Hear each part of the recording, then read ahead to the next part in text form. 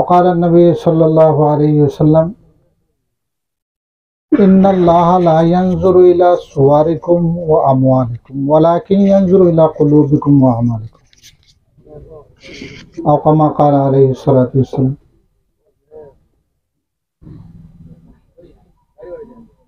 আমার এই মাহফিলের মধ্যে মুরব্বিয়ানে কেরাম আর দোস্তগণের বুজুর্গ হল, আল্লাহ রাব্বুল আলামিনের অশেষ মেহেরবানি পরওয়ারদিগার আলমে আমরারে দেন দিনী খাতিরে ও দুনিয়ায়ী খাতিরে অনেকজন জমা করছেন, ও কথাটা শুকরিয়া আদায় করব আলহামদুলিল্লাহ।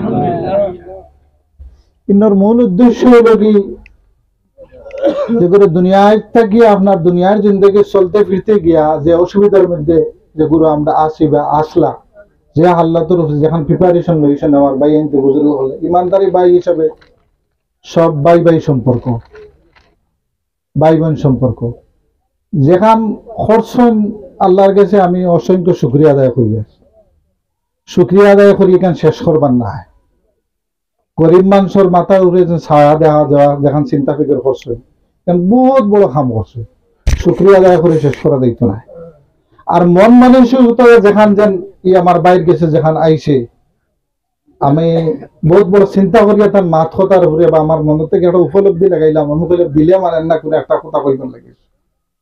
আমার বাইর তান দিলটা আল্লাহ পাকে আরো আগ বাড়াই দেখো, আর আমরাও ওলা আগ বাড়াই দেখো আল্লাহ।